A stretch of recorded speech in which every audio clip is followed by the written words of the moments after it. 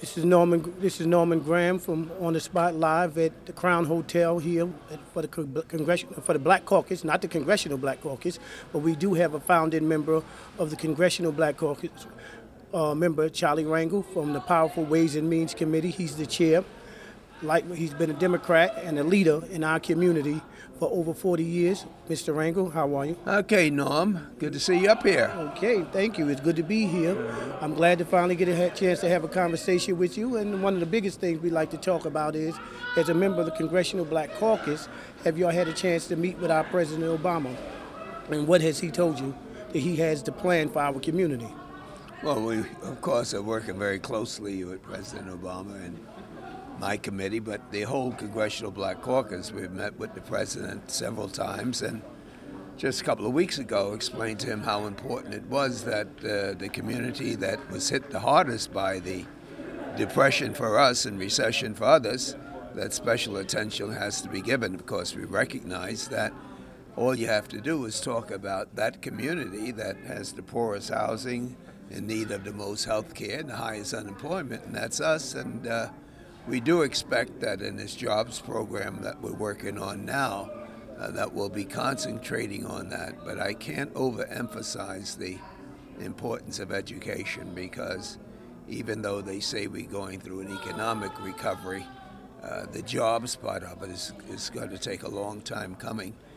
And if we were at the end of the hiring list before this recession, then it's going to be a long time for us to get back to some normal type of statistics. So education is giving us a great opportunity to move forward.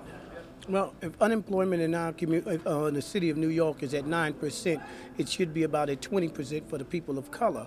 What does he have planned for us to get us out of this here deep depression that we're in terms of finances and jobs? Well, of course, we would automatically have the unemployment insurance will be increased, the COBRA, which allows people to keep their health insurance that have recently lost their job. There will be incentives for small employers to hire new people, people that have been laid off. And as you know, we've been very helpful to the city and states to maintain those public jobs that we had. But like I said, this is going to be we haven't got that jobs program yet. We're waiting for the Senate, as you know, recently. They've rejected the House program, so we have to wait for the president to provide some leadership. But believe me, the Congress knows that the most important issue we're facing today is the lack of jobs. Okay, so it's very important for us to find out the black community as a whole has came out big time for this president. But we come out for Democrats all the time. But we did expect more from the president to hear the black community name being mentioned. At no place have we heard for the minority community, we'll switch it and call it. No place have we heard anything on what's going to be done for us. We do know that when you deal with health care, it helps us, but we're looking for something specific, because when he talks to every other ethnic group, they're talking for their community and their specific needs. What about ours? Well, I thought I addressed that. First of all, you would not expect for the president to publicly say because he's black, he's looking to do something for blacks that he's not doing for everyone else. But if the president says, and we truly believe, that he's going to invest money in education and the health and the creation of jobs in the community that is suffering the most, then the facts and circumstances dictate. You don't have to call us black, but we had an economic problem long before the recession. So we're satisfied that the formulas that we have, even if we just use the census, you can find out what community you live in and know exactly where the money's going to be going. Okay, can you tell us about some of the money that come up in your district in terms of the Recovery Act? Well, we certainly, our mayor and our governor have been very clear that New York State did all right in the stimulus package. We've done all right in terms of the infrastructure jobs that have been created, and certainly as it relates to the public jobs, I think the governor has already mentioned the fact that a lot of teachers and other police officers were not laid off because of the money that's here. Now, the investment that we made last year hasn't fully paid off, but we do expect a reduction in the unemployed figures come spring. And again, we have to wait to see how that works out. But all across this country, the pain that's been suffered is going to be a very difficult time for us. Okay, we're going to switch it up a little bit. Harold Ford Jr. is possibly running for U.S. Senate against Christine Gillibrand. And are you backing any one of them?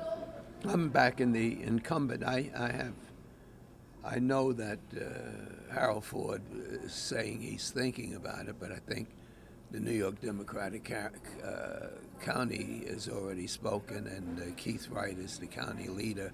So I think opposition is abundantly clear. So telling your community and our community, can you tell us a reason why we should be voting for re-elected Senator Gillibrand over newcomer in our community?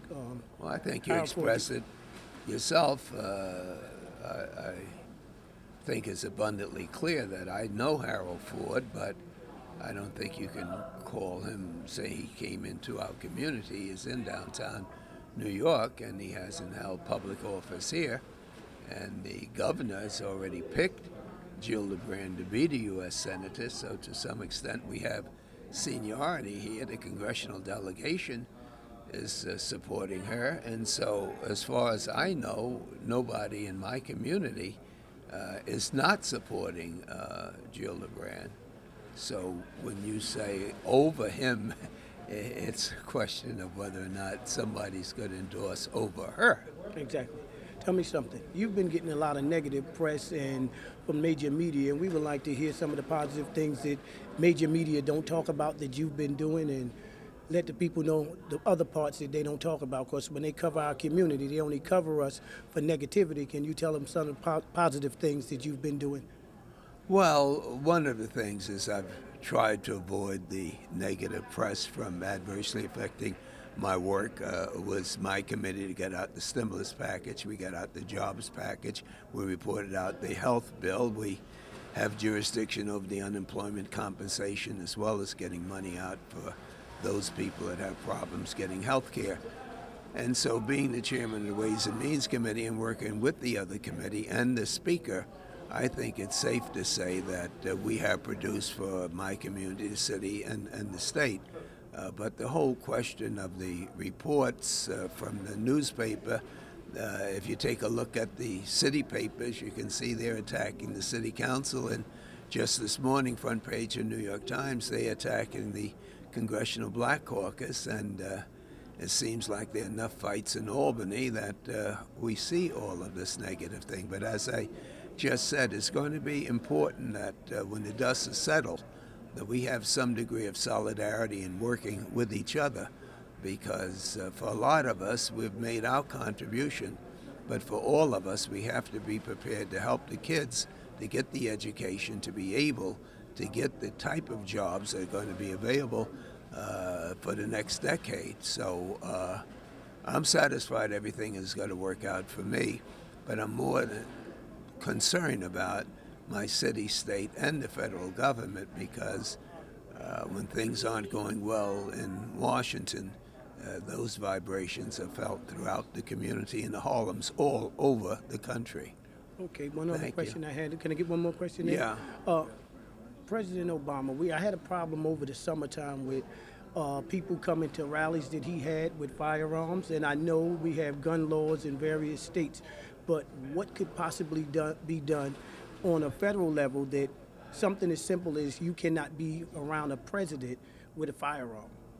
What can bills be passed, laws be passed? We don't need any bills or laws. It's clearly against the laws. We've had enough. Ford being shot, Reagan being shot, so we got enough laws. What we have to do is enforce the laws. It's unfortunate that we've had that, but there is no question that Obama's a different type of president and has attracted more criticism from people who are mentally ill and racist than any other president historically. So we just have to be vigilant and make certain we protect this back. Okay. Take care. Congressman Rangel, I'm glad to have you. My pleasure. This is Norman Graham closing out here from the Crown Hotel here, and we just finished talking to Congressman Charlie Rangel from the 15th Congressional District, and we're back to the studios on the Spot here in Brooklyn. Thank you.